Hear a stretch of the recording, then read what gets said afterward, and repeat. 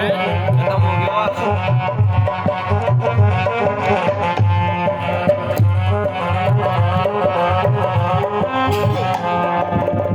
सोनी मन में जग गई बाती, सोने मन में जग गई बाती, तेरे पथ में मिल गई साथी, तेरे पथ में मिल गई साथी। मुँह खोलो क्या तुझसे मांगो, मुँह खोलो क्या तुझसे मांगो, बिन मांगे सब आया शिनवाए, मैं आया बताइए ओ, मुझे बुलाया शिरवाले, मैं आया जोता वाली।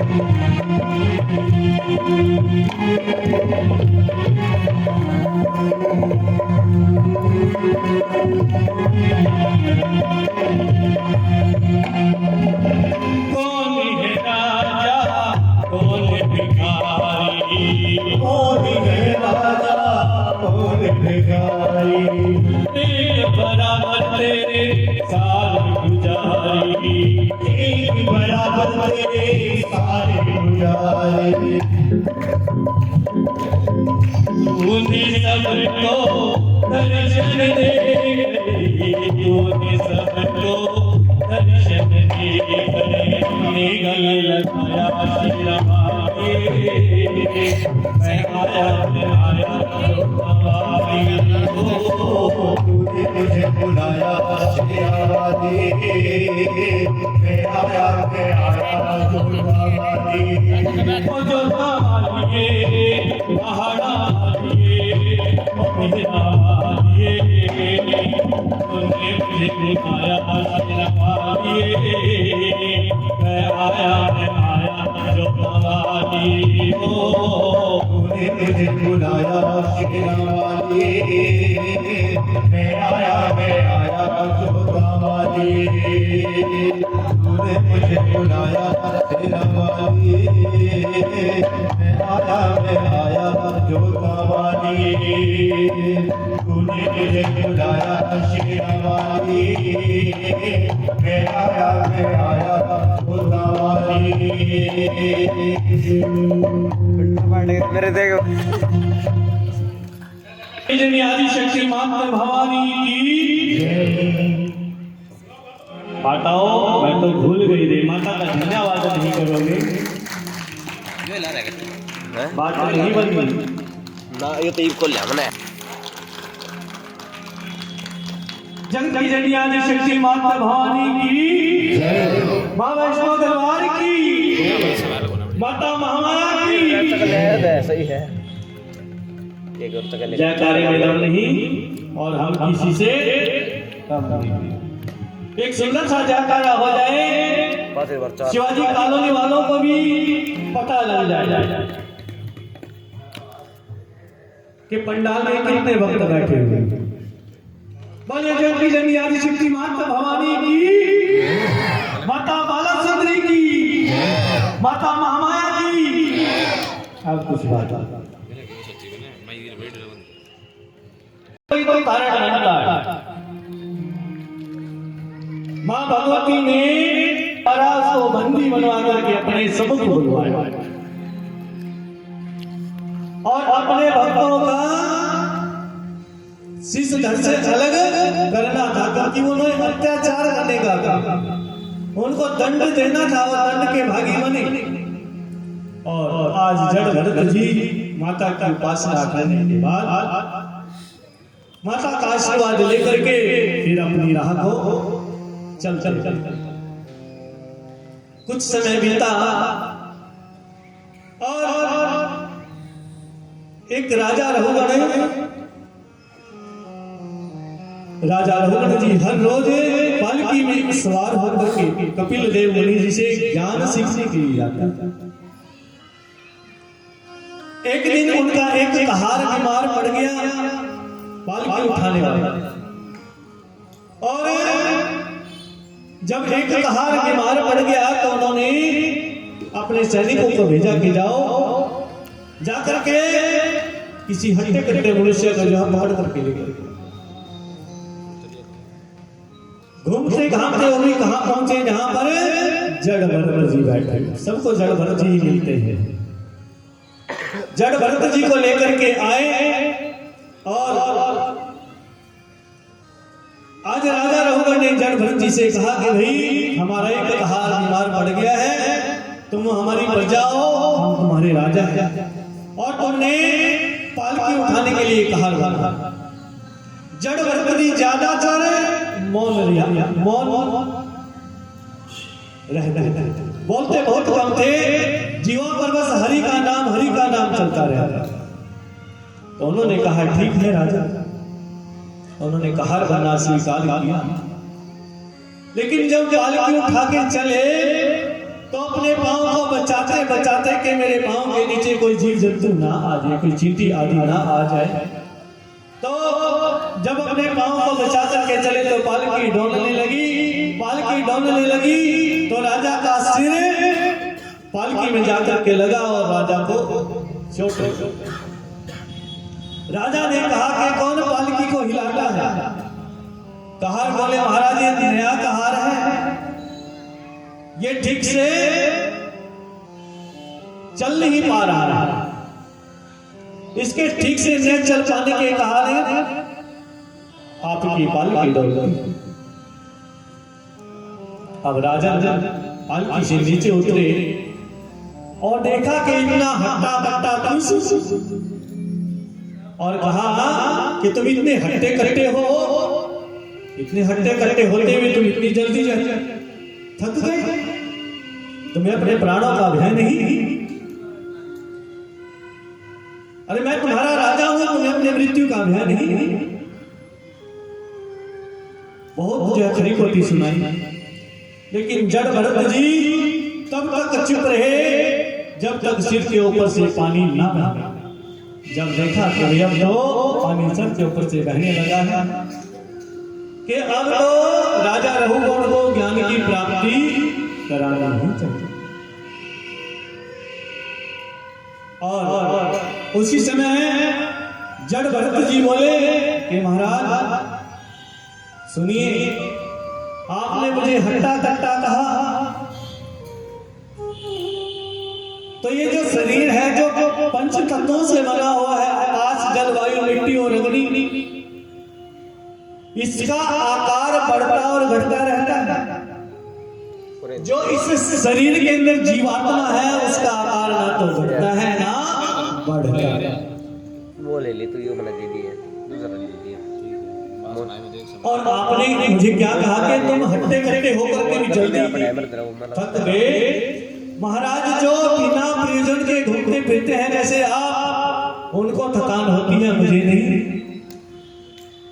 और आपने क्या कहा, मुझे अपने मृत्यु का भय दिखलाया।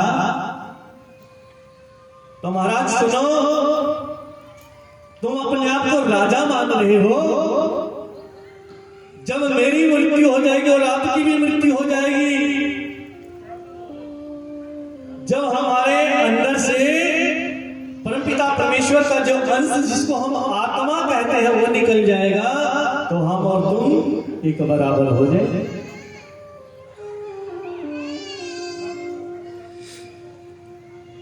महाराज मरने के बाद तुम्हारी जीवात्मा को महाराज का नाम नहीं दिया जाएगा, वो जीवात्मा ही कहलाएगी। और जब इतने सारे उदाहरण लेकर के समझाए ज्ञान की बातें, तब राजा रघुवर की बुद्धि के कपाट खुल गए। और आज राजा रघुवर ने जान लिया कि ये कोई साधारण मानव नहीं। हाथ जोड़ लिए जड़ भरत जी के आगे, हाथ जोड़ करके कहा कि आज आपने मेरे ज्ञान के चक्षु खोल दिए, आज आप आपने मेरी आंखें खोल दी हैं, मेरी बुद्धि के कपाट खोल चुके हैं। राजा रघुवर ने जड़ भरत जी के चरण पकड़ लिए और उससे चरण पकड़ करके क्या कहा कि मिलती है साधुओं की संगत कर।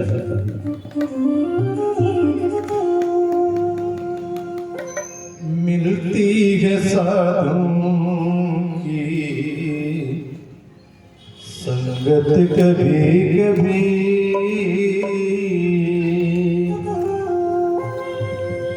चढ़ती है मन में राम की रंगत कभी कभी, मिलती है साधुओं की संगत कभी कभी, मिलती है साधुओं की संगत कभी कभी, मिलती है साधुओं की संगत कभी कभी,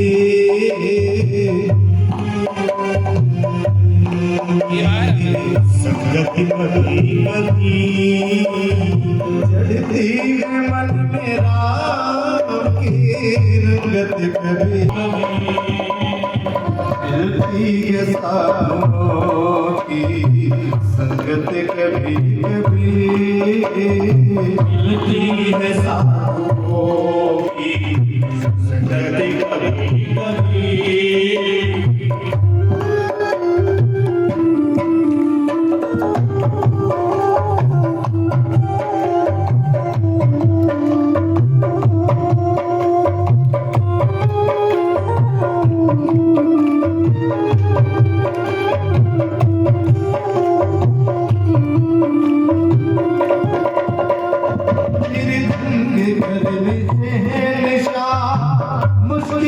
बुराइयों से दूर वीडियो बना लो मैं तुम्हें। बुराइयों से दूर बेचनी है, डूबती है जल में बेचनी है वीडियो।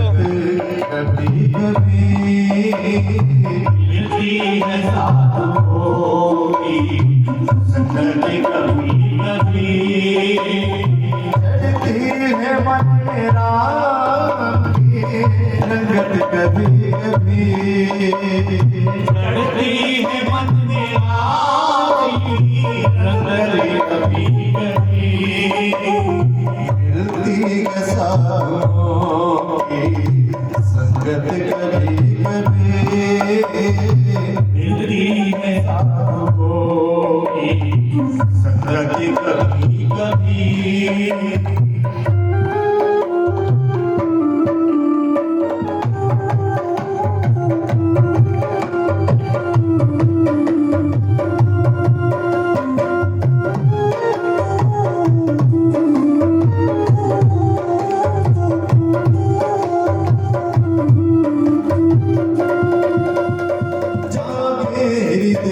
भाव तो मिलते महात्मा, जागे हृदय भाव तो मिलते महात्मा, जागे हृदय भाव तो मिलते महात्मा, जी भर के कर लो संगत अभी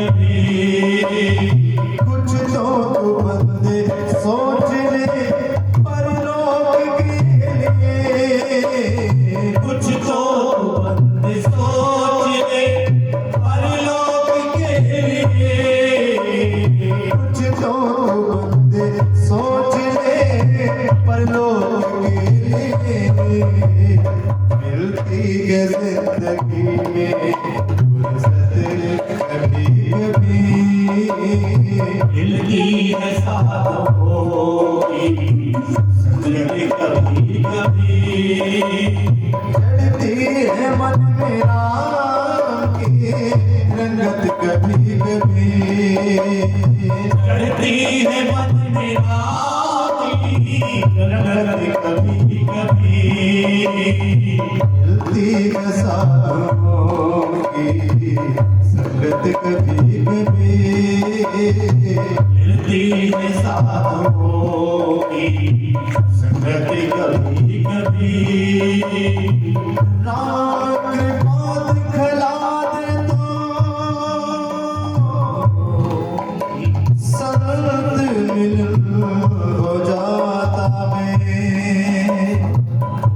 और संत दया दिखलाते तो भगवंत मिलन हो जाता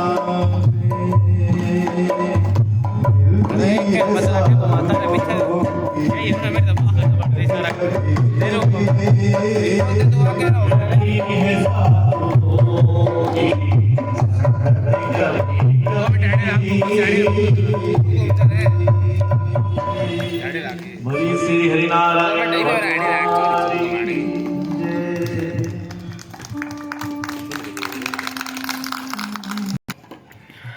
क्यों माता कथा से दुखी तो नहीं हुई तो फिर प्रसन्नता तो है ही नहीं चेहरे पे। क्या कारण एक सुर एक ताल में हो जाएगा।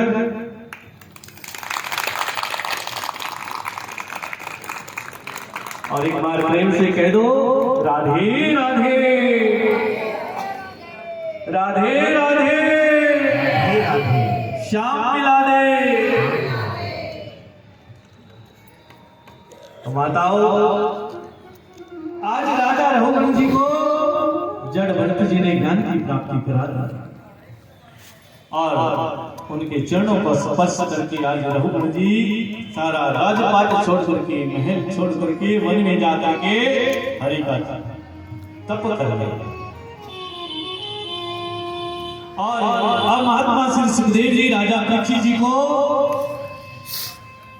गंगा महिमा जी की कथा सुना रहे। ये गंगा जी की महिमा क्या है?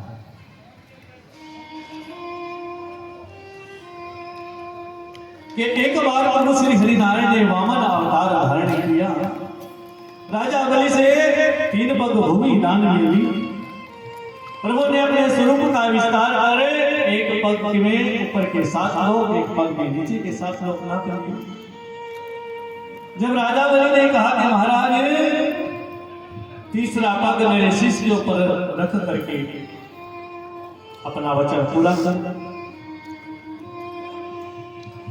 और जब ऊपर के 7 लोग नापे तो श्री हरिनारायण जी का अंगूठा ब्रह्मा जी के कमंडल को छू गया, जिससे उस कमंडल में छेद हो, उससे एक जलधारा निकली। वही जलधारा पृथ्वी पर आई जो गंगा जी के नाम से अवतरित हुई। हरि गंगा मैया के। और माताओं आज गंगा जी की महिमा का वर्णन सुना रही है कि एक बार माता पार्वती जी को शंका हुई। उन्होंने भगवान भोलेनाथ से प्रश्न किया कि भगवान आप तो कहते हैं कि गंगा जी में जो नर या नारी स्नान कर लेते हैं वो बिल्कुल पवित्र हो जाता। मैं देख रही हूँ इतने सारे नर और नारी गंगा जी में स्नान करके जा रहे हैं, इनके तो तन की कुरूपता वैसे की वैसे बनी हुई, ऐसा क्यों? अब भगवान भोलेनाथ ने विचारा कि ऐसे बात बनने वाली नहीं है, यदि समझाऊंगा तो मानेगी नहीं, इनको प्रैक्टिकली करके दिखाया है। तब भगवान भोलेनाथ ने अपना रूप को ढीका बनाया और मैया पार्वती से कहा कि भाई अभी तुम एक सुंदर सी नारी का रूप धारण कर लो, ऐसा रूप धारण करो कि संसार में तुमसे सुंदर कोई भी नहीं। मैया पार्वती ने संसार की सबसे सुंदर नारी का रूप धारण किया। और जिस रास्ते से यात्री गण गंगा जी का दर्शन करने के लिए जा रहे थे, गंगा स्नान करने के लिए जा रहे थे, और गंगा स्नान करने के बाद वापस उसी रास्ते से आ रहे थे, एक मात्र एक ही रास्ता, वहां पर बैठ गए एक वृक्ष के नीचे भगवान भोलेनाथ ने तो अपना कोढ़ी का रूप बना लिया और जितने भी यात्रीगण वहां से गुजरते वहां पर उनको देख करके भीड़ इकट्ठा होता। और जब भीड़ इकट्ठा हो गई तो किसी ने माता पार्वती से कहा कि हे सुंदरता की देवी, तुम कौन हो और जो तुम्हारे संग में बैठे हैं ये इनको कोढ़ हो गया है, ये कौन है? माता पार्वती ने कहा ये मेरे पतिदेव हैं, मैं इनकी अर्धांगिनी हूं। न जाने किस कारण से इनको ये कोढ़ का रोग हो गया। उस व्यक्ति ने ये माता पार्वती से कहा कि ये तो 2-4 दिन का मेहमान है, इसको छोड़ो और मेरे संग चलो, मैं तुम्हें महलों में रखूंगा। ये तुम्हें क्या देने वाला है? ये तुम्हें क्या देने वाला है? मैं तुम्हें महलों में रखूंगा, सारी धन दौलत तुम्हारे ऊपर जो निर्छावर कर दूंगा, मखमल के गद्दे पर तुम्हें सुलाऊंगा, सोना चांदी हीरे जवाहरात।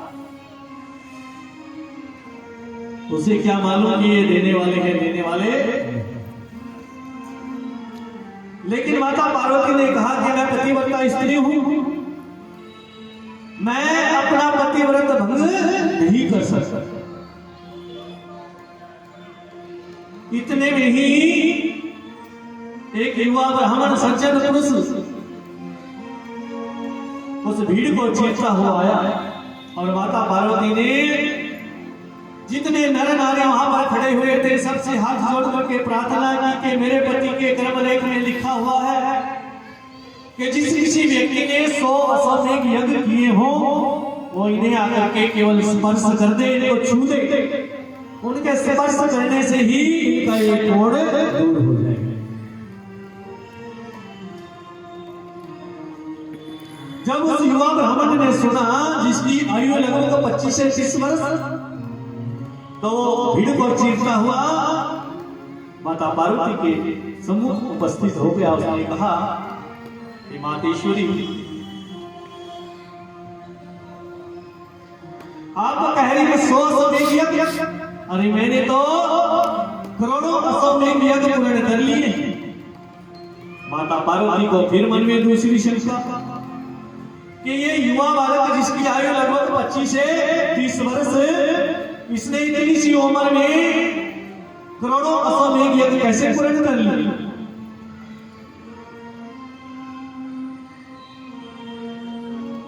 तब उस युवा बालक ने, जब माता पार्वती ने उससे ये प्रश्न किया तो उस युवा बालक ने कहा कि माता सुनो, हमारे वेदों में, हमारे ग्रंथों में लिखा हुआ है कि हम घर से जब गंगा स्नान के लिए निकलते हैं, जितने कदम चल करके हम गंगा स्नान के लिए, गंगा जी दर्शन करने के लिए जाते हैं, हर कदम का फल 100 अश्वमेध यज्ञ के बराबर बनता है।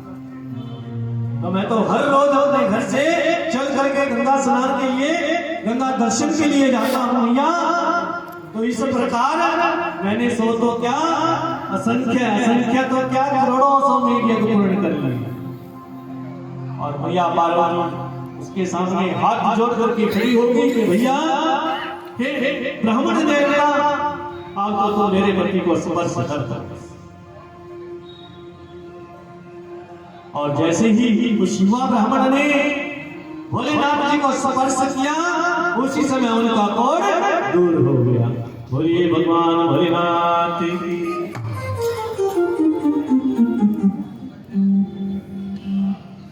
और आज भगवान भोलेनाथ ने माता पार्वती को समझा और उस बालकों को आशीर्वाद दिया। आशीर्वाद दे करके भीड़ तो जो तितर बितर हो गई और भगवान भोलेनाथ मैया पार्वती अपनी राह को चलते गए। तो चलिए माताओं, हम सब ही गंगा मैया जी के चरणों को स्पर्श कर लेते हैं, वरना मरने के बाद तो कोठरी में बंद होकर के सबको जाना ही जाना है। तो क्यों ना जीते जी गंगा मैया जी के चरणों को स्पर्श कर ले, उनका गुणगान कर ले। क्यों माता, ठीक है ना? तो चलिए गंगा मैया जी के चरणों में चलते हैं। सिंहपुरी मामिया की ओ गंगा माँ की महिमा पारे जब भी जाओगे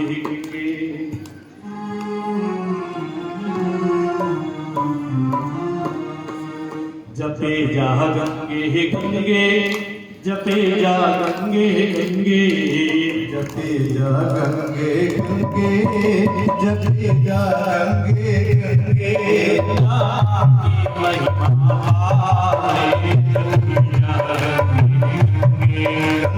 माँ की महिमा पार जपे जा गंगे गंगे जपे जा गंगे गंगे जपे जा गंगे जपे जा गंगे गंगे जपे जा गंगे गंगे ओ गंगे ओ गंगा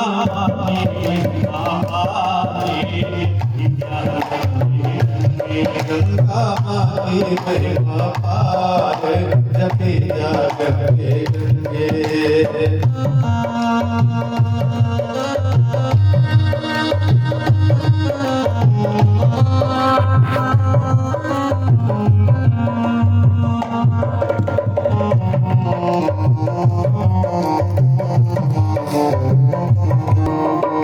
जो गंगा जन्म न होता पृथ्वी के राज न होता गंगा जल न होता नदी के ताज न होता वो गंगा जन्म न होता पृथ्वी के राज न होता गंगा जल न होता नदी के ताज न होता ना होता ना होता ना होता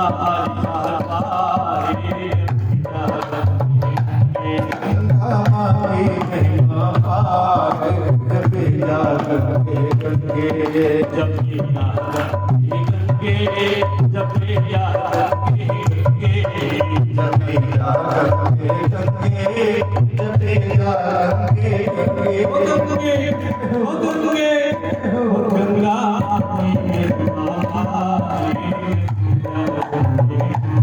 गंगा माई महिमा पार जपे जा गंगे गंगे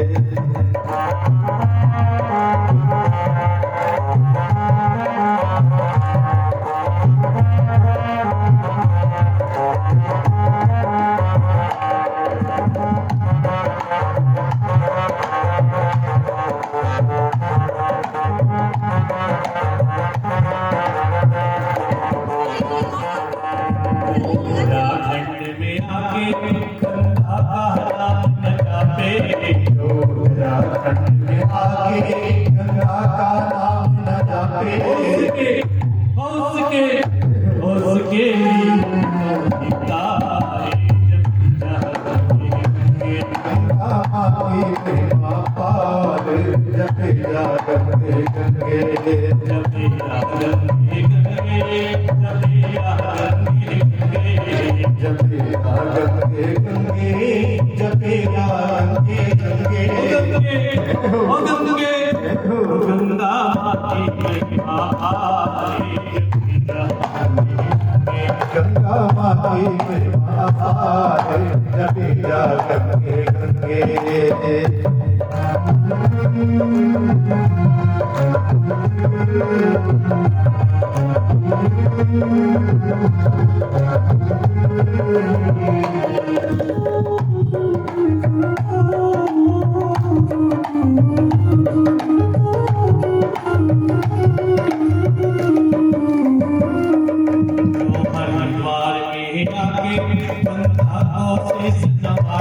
हरिद्वार में आके गंगा को शीश निभाते हरिद्वार में आके गंगा को शीश नवाते हरिद्वार में आके गंगा को शीश निभाते करती पापों का उद्धार गंगा माई महिमा पार जपे जा गंगे गंगे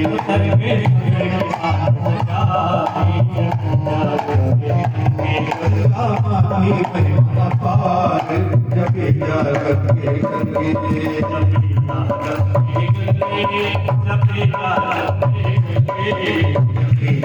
गंगे गंगे जपेगा गंगे गंगे गंगा गंगा माती अपार जपेगा गंगे गंगे गंगा माती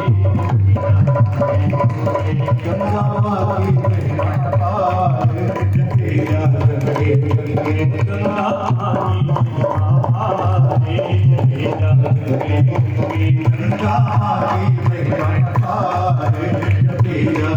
गंगे गंगा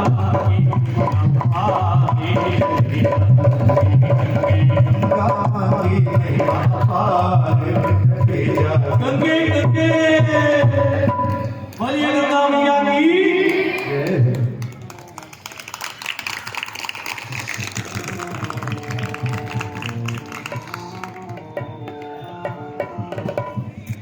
माताओं इस प्रकार महात्मा श्री सुखदेव जी ने राजा परीक्षित जी को गंगा जी की महिमा का वर्णन सुनाया।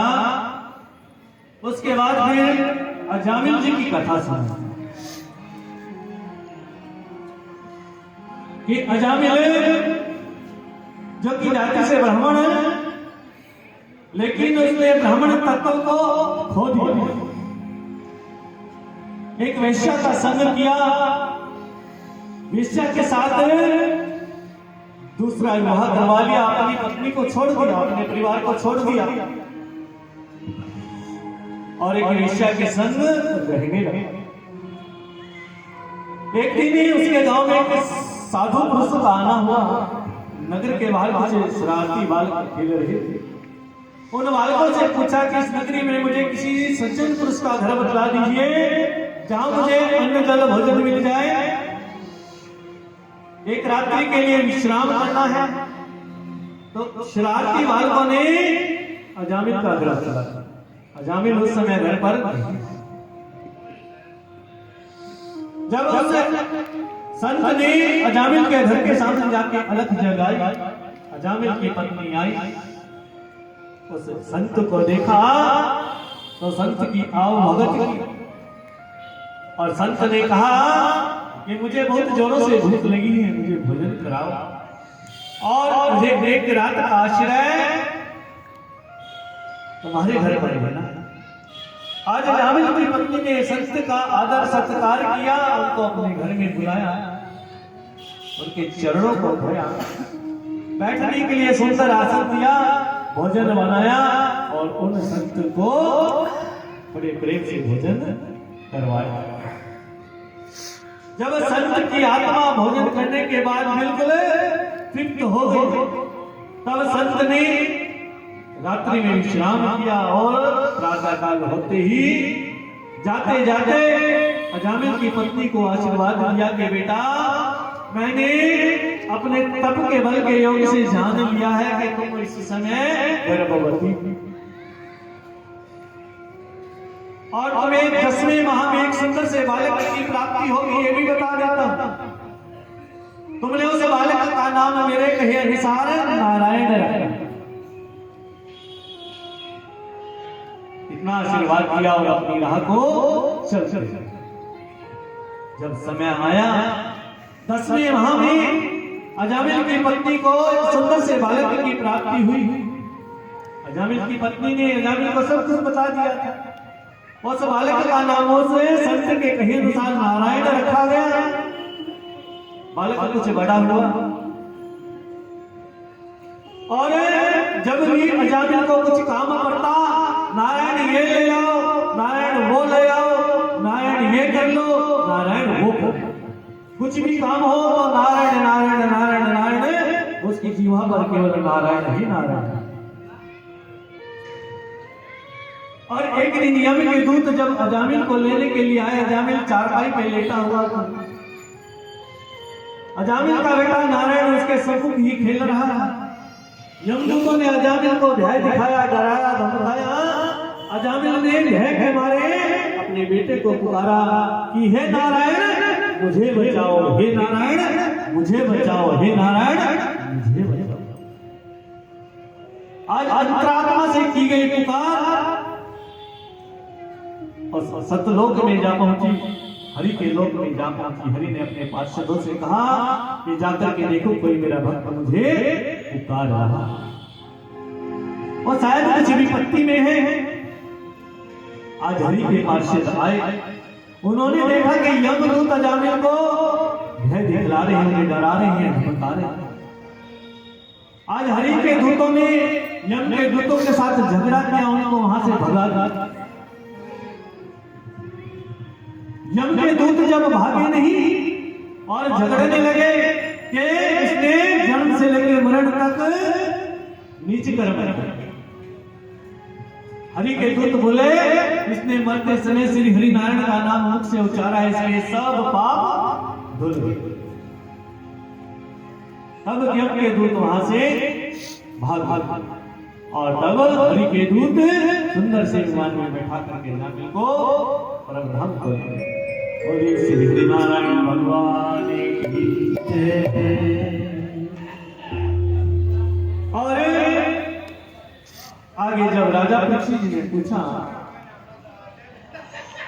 कि हे महात्मा जी, राजा दक्ष ने नारद जी को शाप क्यों दिया? तब शाप की कथा सुना दी। एक समय की बात है, राजा दक्ष ने अपनी स्त्री के गर्भ से 10,000 पुत्र उत्पन्न किए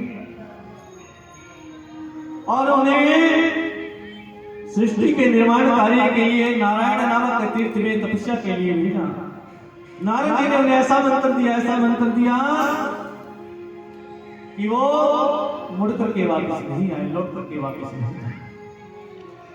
फिर राजा दक्ष जी ने 1,000 पुत्र और उत्पन्न किए, उनको भी सृष्टि की निर्माण कार्य के लिए जप करने के लिए भेजा। वो भी नारायण नामक तीर्थ में गए, उनको भी नारद जी ने वहां से ऐसा मंत्र दिया कि उन्हें गृहस्थ से विरक्त कर दिया। जब राजा दक्ष जी को इस बात का पता चला तो उन्होंने नारद जी को शाप दे दिया कि तुम जहां भी जाते हो उसका कुछ बखेड़ा खड़ा कर देते। आज के बाद तुम 2 घड़ी से यदि कहीं नहीं रुक पाओगे, यदि रुकोगे तो तुम्हारे सर में दर्द होने लगेगा, तुम्हारे सर में पीड़ा होगा। तुम हटाओ। तब से लेकर के आज तक नारद जी को ये शाप राजा दक्ष का चला आ रहा है। 2 घड़ी यानी 1 घड़ी 24 मिनट की बतलाई गई है। 48 मिनट तक तो नारद जी रुक सकते हैं, इसके बाद रुकना भी चाहे तो उनके सर में पीड़ा होगा। और आगे की कथा में महात्मा श्री सुखदेव विश्वरूप को गुरु क्यों बनाया, जबकि उनके गुरु तो जो है गुरु बृहस्पति जी थे। अब आगे की कथा महात्मा श्री सुखदेव जी राजा परीक्षित जी को सुना रहे हैं। सुनो, एक समय की बात है कि गुरु बृहस्पति जी इंद्रलोक में आए। उस समय इंद्र अप्सराओं का नृत्य देख रहे थे। हर रोज लोग गुरु जी का मान सम्मान करते थे जब गुरु जी आते थे, लेकिन उस दिन गुरु जी का मान सम्मान नहीं किया, गुरु जी को उन्होंने देखा था और गुरुदेव इस बात से नाराज हो गए। और जब वो सभा समाप्त हुई इंद्र की तो उसको होश आया। उसने मन में विचारा कि आज मैंने गुरु जी का अपमान कर दिया, कि जाकर मैं गुरु जी से क्षमा याचना करूं। लेकिन गुरु जी को ढूंढने के लिए गया, गुरु जी को सब कुछ पता था, वो अंतर्ध्यान हो। जब गुरु जी को नहीं पाया तब गुरु शुक्राचार्य जी को इस बात का पता लग गया। गुरु शुक्राचार्य जी ने असुरों से कहा कि समय बहुत अच्छा है, सेना सजाओ और इंद्र के ऊपर आक्रमण कर डालो।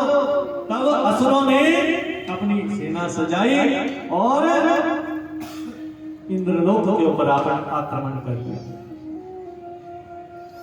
अब क्या हुआ, देवता युद्ध में हार गए और असुर युद्ध में जीत गए। बोलिए श्री हरिनारायण भगवान की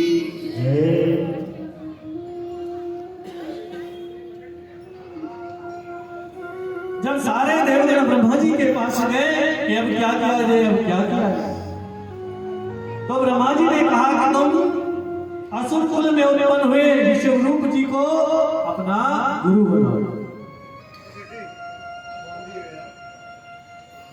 आप हमारा गुरु बन जाएंगे। तो विश्वरूप जी गुरु बनने के लिए तैयार हो गए। अब विश्वरूप जी ने इंद्र के लिए यज्ञ किया और उन देवताओं को ऐसा मंत्र दिया, ऐसा मंत्र दिया क्या, नारायण नामक कवच, क्योंकि नारायण नामक कवच को अपनी भुजा के ऊपर बांधने से हर जगह जीत ही जीत मिलती है, कभी भी हार नहीं। इसका जप करने से भी। तब देवताओं ने नारायण नामक कवच का जप किया और अपनी भुजा पर इसको लिख करके बांध लिया। सभी देवताओं ने सेना सजाई और असुरों के ऊपर आक्रमण कर दिया। अब क्या हुआ, असुर हार गए और देवता जीत गए।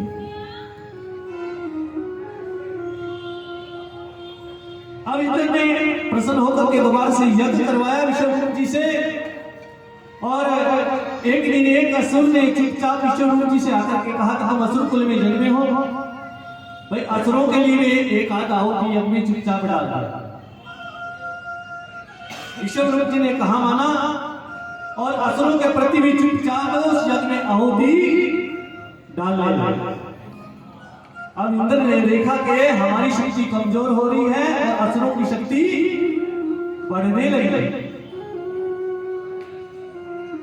कि क्या किया जाए। तो उनकी दृष्टि एक दिन विश्वरूप के ऊपर पड़ी। जब उसने देखा कि ये तो चुपचाप असुरों के प्रति यज्ञ में आहुति डाला, उस समय विश्वरूप का शीश धड़ से अलग कर दिया। बोलिए श्री हरिनारायण भगवान की जय।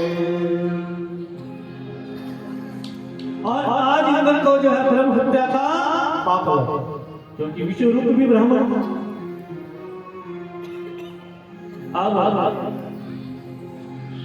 जब इंद्रदेव को जो है ब्रह्म हत्या लग गई और देवताओं के 1 वर्ष तक इंद्रदेव को जो है ब्रह्म हत्या के पाप से मुक्ति नहीं मिली, तब ब्रह्मा जी ने क्या किया,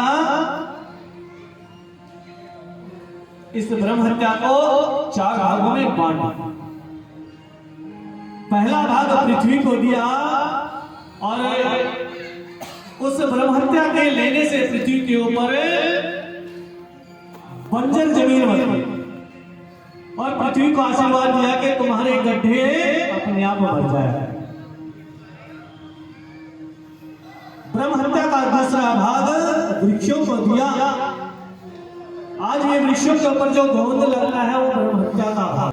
तीसरा भाग जल को दिया।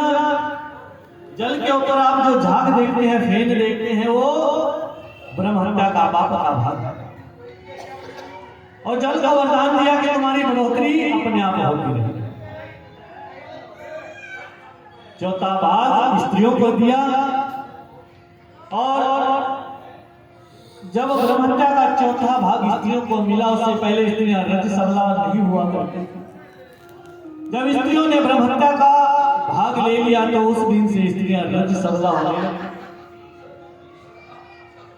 और स्त्रियों को वरदान दिया कि तुम्हारा काम सदा जागृत है। अगर कोई माता इस बात को ना माने तो अचार को छू करके देख लेना। उन दिनों में अचार को छूओगे तो अचार खराब हो। बोलिए श्री हरि नारायण भगवान की। इसलिए रज सबला स्त्री को पूजा पाठ करने की मनाही है। उसके लिए उस समय पूजा पाठ करना निषेध है, मंदिर में जाना निषेध है। एक से बोलिए श्री हरि नारायण भगवान की।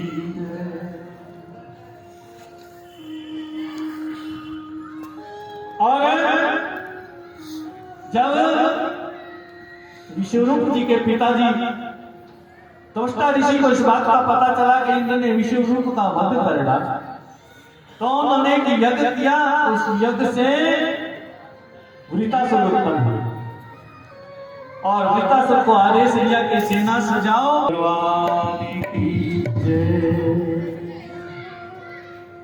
अब सभी देव मिलकर के ब्रह्मदेव के पास गए। ब्रह्मदेव सबको लेकर के श्री हरिनारायण के पास गए। श्री हरिनारायण ने कहा कि तुम दधीची ऋषि के पास जाओ, उनसे उनके तन की हड्डियां मांग लो और विश्वकर्मा जी उनके तन की हड्डियों से एक वज्र का निर्माण करेंगे, उससे सुनीतासुर की मृत्यु हो। तब दधीची ऋषि जी के पास सभी ऋषिगण गए और देवतागण गए और दधीची ऋषि जी से उनके तन की हड्डियां मांगी। तब दधीची ऋषि जी ने अपने प्राणों का त्याग कर दिया। विश्वकर्मा जी ने उनके तन की हड्डियों से वज्र का निर्माण किया। उस वज्र से इंद्र ने वृत्तासुर का वध कर डाला। बोलिए श्री हरिनारायण भगवान की जय।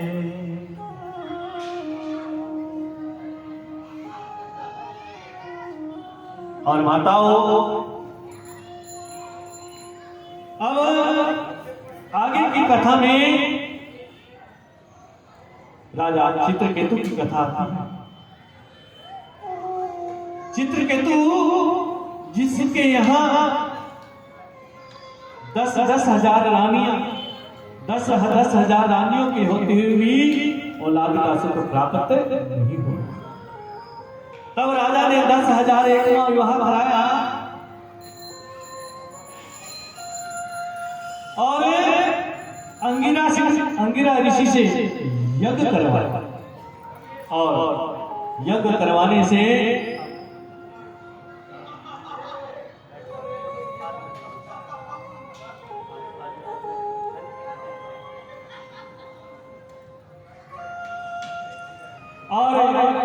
अंगिरा ऋषि जी से यज्ञ कराया। यज्ञ कराने के बाद जो यज्ञ से प्रसाद निकला उसको अपनी रानी को खिलाया और एक सुंदर से बालक की प्राप्ति हुई। जबकि अंगिरा ऋषि ने समझाया था कि राजा बालक की चाह मत करो कि तुम्हें थोड़े समय का सुख मिलेगा, फिर तुम्हें दुख की प्राप्ति होगी। लेकिन चित्रकेतु ने कहा कि पहले मुझे सुख की प्राप्ति करवा दो, दुख तो बाद में होगा। जब बालक 5 वर्ष का हुआ तो बाकी सभी रानियों ने ईर्ष्या के कारण उसको विष देकर के मार डाला। तब राजन रोए रोए कि मेरा बालक, मेरा बालक, मेरा बालक। सभी ऋषिगण आए, अंगिरा ऋषि आए, राजन को समझाया, नहीं माने। तब नारद जी को बुलाया गया। नारद जी आए, नारद जी ने भी समझाया, नहीं माने। तब नारद जी ने उस मृत बालक की आत्मा को आकाश में स्थापित किया और कहा कि राजन तुम्हें अपना पिता बतला रहा है, नहीं इसको समझा। उस बालक ने कहा कि कौन किसका पिता, कौन किसका पुत्र, न जाने कितने जन्मों में मैं इसका पिता बना, कितने जन्मों में मैं इसका पिता बना और कितने जन्मों में ये मेरा पुत्र बना। तो ये तो समय का खेल है। जो इस संसार में आया है सब अपना अपना बदला लेने के लिए आए हुए हैं। जिसका बदला पूरा हो जाता है, जिसकी भूमिका पूरी हो जाती है, और इस संसार से विदाई हो जाती है। सुनो, इससे पूर्व जन्म में हम दोनों राजा थे, ये भी राजा था, मैं भी राजा था। जब हमारा दोनों का युद्ध हुआ तो मैं युद्ध में हार गया और मैं इससे छुप करके वन में जाकर के छिप गया। लेकिन इसने वहां भी आकर के मेरा पीछा नहीं छोड़ा, धोखे से मेरा शीश धड़ से अलग कर। और उसी जन्म में एक दिन मैं दातुन कर रहा था। दातुन करते करते करते मैंने जब कुल्ला किया तो चींटियों की मां ने उस जल को डाल दिया। उसमें 10,000 चींटियां थी। मेरे पानी डालने से वो चींटियां मर गई। तो वही चींटियां अब इसकी रानियां और इन्होंने मुझे विष देकर के मार डाला। मेरा इनका बदला हो गया, मैंने संसार से विदा किया। बोली श्री हरिनारायण भगवान की जय। और तब जाकर के राजन को समझ आए। अब जो है सप्तम स्कंद की कथा आरंभ होती है। भक्त प्रहलाद की कथा आरंभ होती है। हिरण्यकश्यपु जिसकी पत्नी का नाम है कयाधु और कयाधु के चार बालक, 3 बालक आसुरी प्रवृत्ति के, चौथा बालक प्रहलाद जो कि हरिभक्त, और हिरण्यकशिपु ने ब्रह्मा जी से वरदान पाने के लिए एक बहुत कठोर तप किया। जब बहुत कठोर तप किया तो ब्रह्मा जी वरदान देने के लिए आए और ब्रह्मा जी ने कहा कि मैं तुम्हारी भक्ति से, तुम्हारे तप से बहुत प्रसन्न हूं, वरदान मांगो। तो इस हिरण्यकशिपु ने वरदान मांगा कि आपकी बनाई गई सृष्टि में से मैं किसी के हाथों ना मांगू। ब्रह्मा जी ने कहा कि ठीक है वरदान, कि ना मैं दिन में मरूं, ना मैं रात में मरूं, के वरदान, ना मैं जल में मरूं, ना मैं थल में मरूं, ना मैं आकाश में मरूं, ना मैं पाताल में, ना मैं दिन में मरूं, ना मैं रात में मरूं, ना मैं घर के अंदर मरूं, ना घर के बाहर। ढेर सारे वरदान मांग लिए, ना किसी अस्त्र से मरूं, ना किसी शस्त्र से।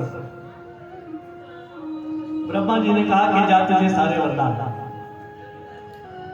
पाकर के अभिमान में चूर होकर के अब अपने सैनिकों को आदेश दे दिया कि जाओ, जहां जहां तुम्हें ऋषिगण जप तप व्रत यज्ञ करते दिखाई दे उनके ऊपर अत्याचार कर। और उनके सैनिकों ने बिल्कुल वैसा है।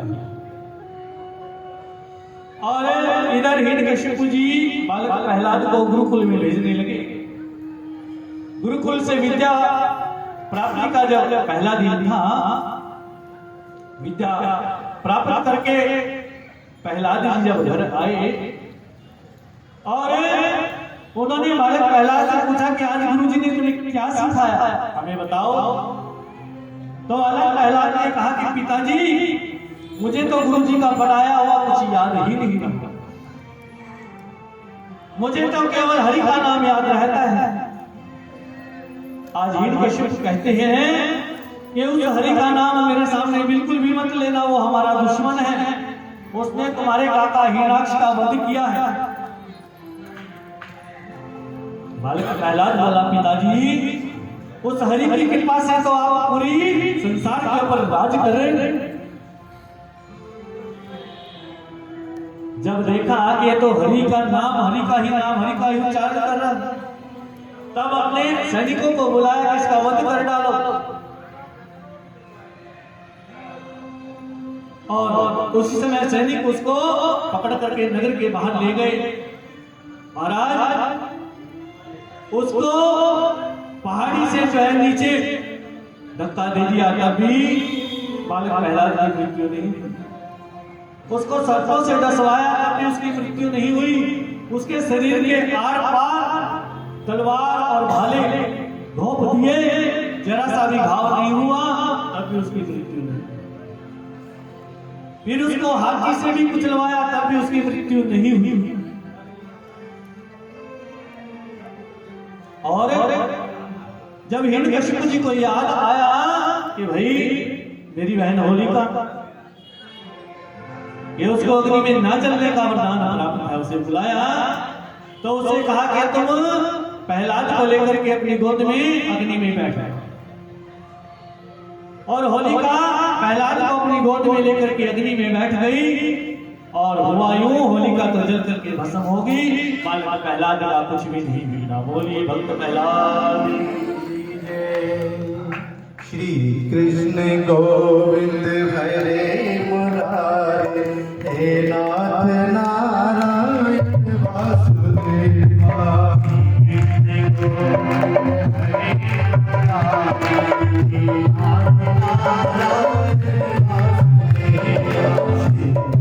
गोविंद हरे मुरारे, हे नाथ नारायण वासुदेवा। कृष्ण गोविंद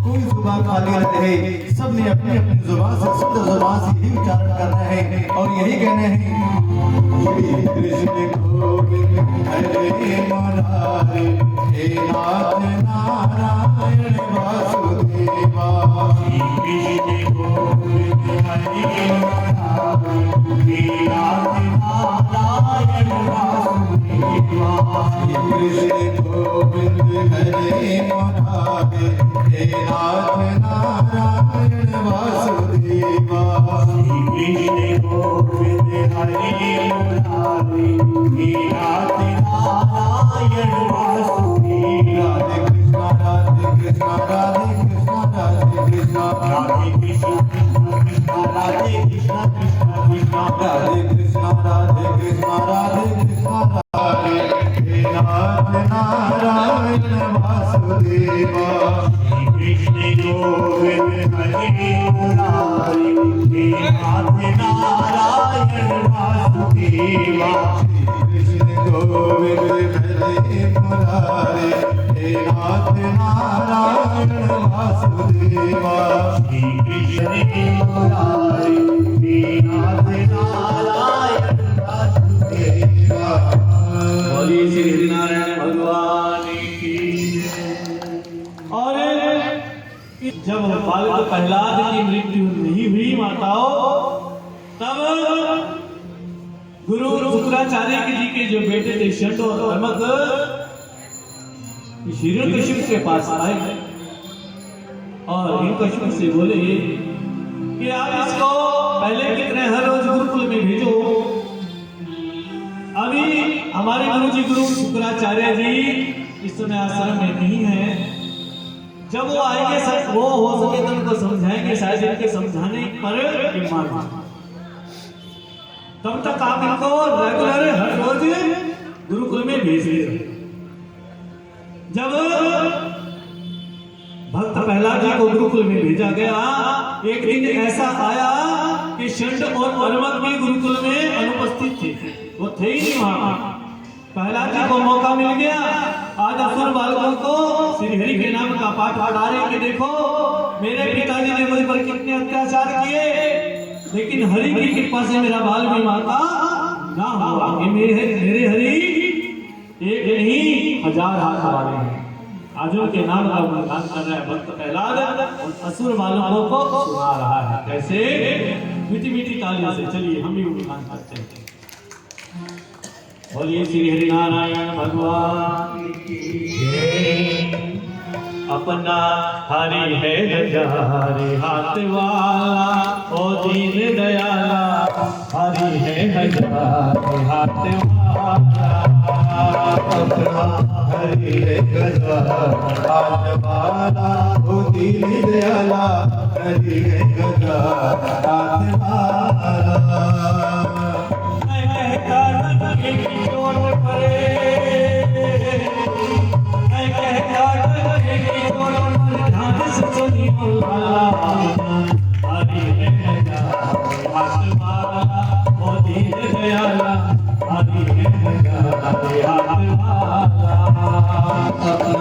हरि है गजानन हाथ वाला, ओ दीन दयाला, हरि है गजानन हाथ वाला।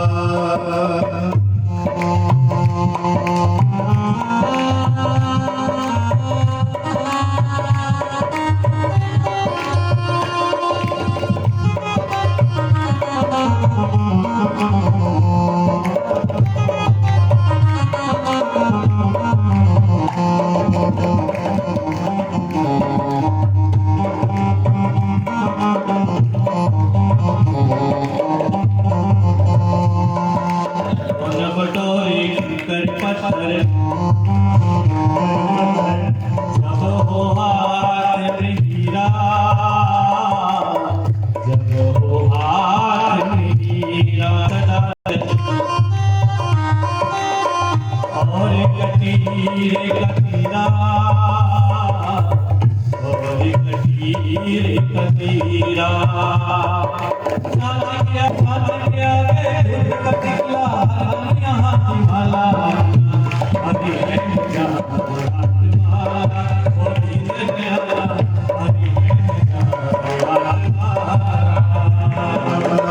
हरि है गदा हाथ माला हो दीन दयाला हरि है गदा हाथ माला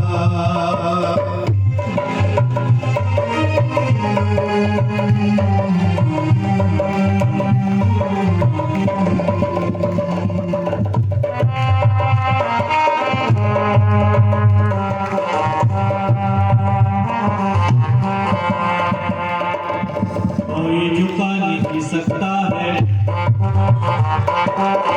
जग में प्रभु का झंडा